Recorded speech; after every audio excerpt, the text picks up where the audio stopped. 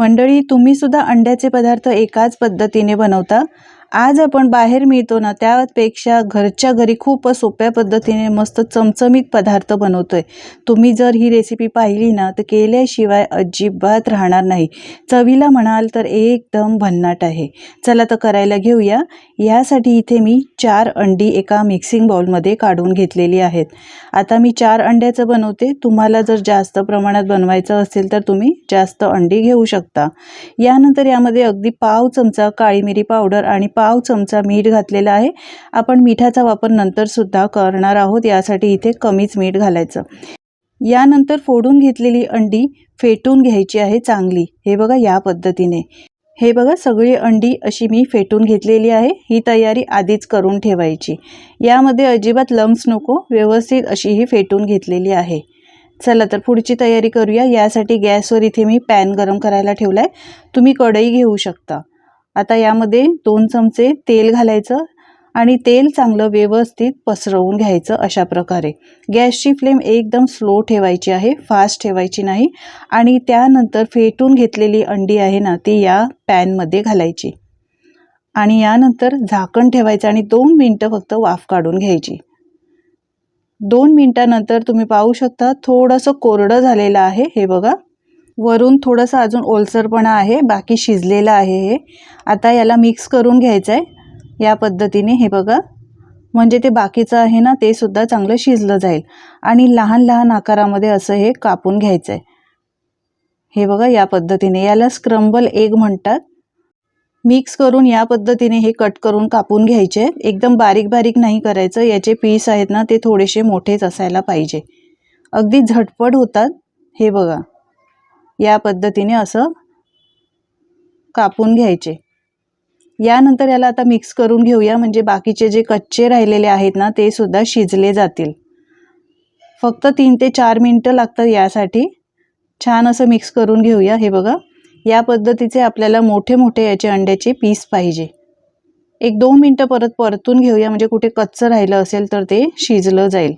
मोठे असतील कुठे पीस राहिलेले तर त्याला असे बारीक करून घ्यायचे, जास्त पण बारीक करायचे नाही। छान असं मिक्स करून घेऊया। मंडळी, याआधी सुद्धा अंड्याची मी बरेच रेसिपी अपलोड केलेले आहेत, ते सुद्धा तुम्ही नक्की पहा, तुम्हाला आवडतीलच।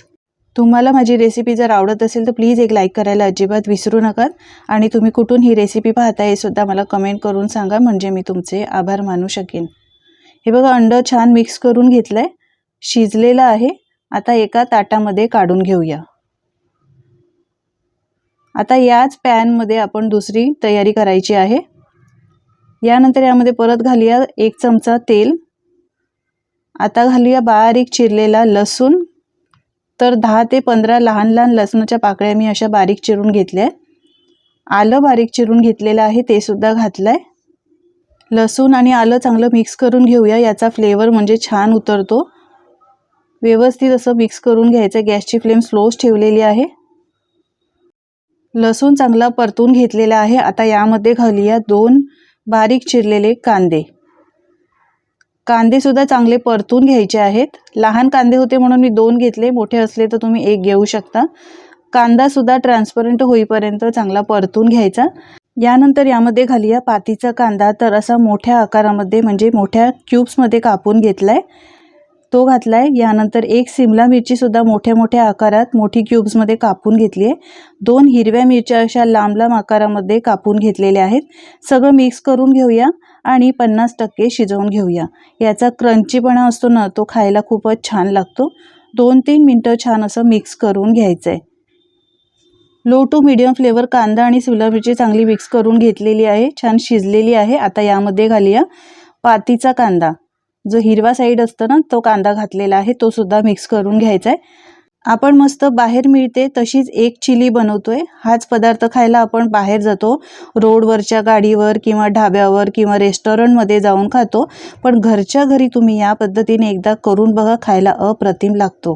अर्धा चमचा सोया सॉस घातलाय, 1 चमचा रेड चिली सॉस आणि 2 चमचे शेजवान चटणी घातलेली आहे। आता मिक्स करून घ्यायचंय व्यवस्थित। छान असं मिक्स करायचं आहे, म्हणजे याचा फ्लेवर चांगला उतरतो। व्यवस्थित हे बघा चांगलं मिक्स करून घेतलेलं आहे।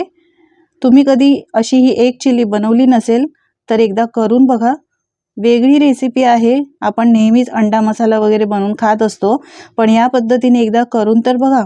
यानंतर इथे मी 1 वाटी पाणी घेतलं आणि 1 चमचा कॉर्नफ्लोअर घेतलेला आहे. कॉर्नफ्लोअर पाण्यामध्ये चांगलं मिक्स करायचं आणि त्यानंतर ही कॉर्नफ्लोअरचं पाणी आहे म्हणजेच कॉर्नफ्लोअरची स्लरी यामध्ये घालायची. अर्धी वाटी मी पाणी घातलेलं आहे. पाणी लागेल तर तुम्ही वापर करू शकता. त्याचा अजून मिक्स करून घ्यायचं आहे.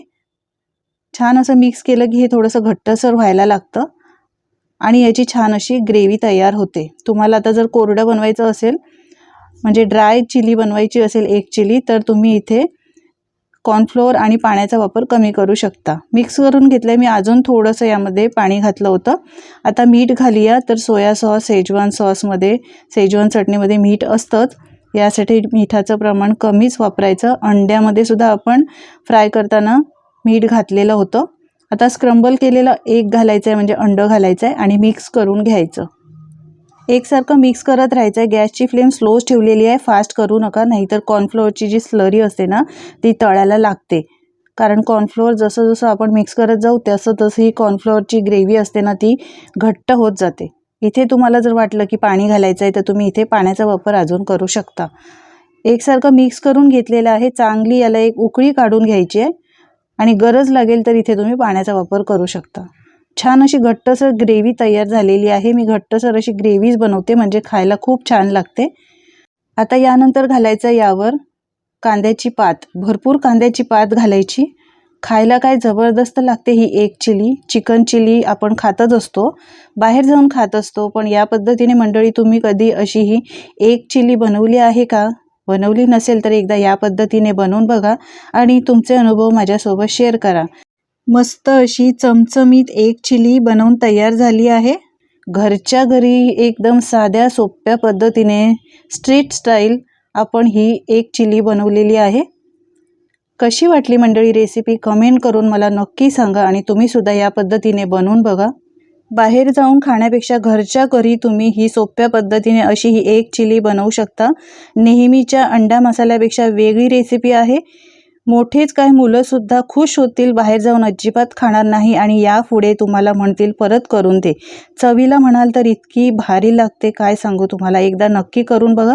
आजची रेसिपी नक्कीच आवडली असेल तर लाईक करा, शेअर करा आणि अशाच नवनवीन रेसिपी पाहण्यासाठी चॅनलला सबस्क्राईब करा.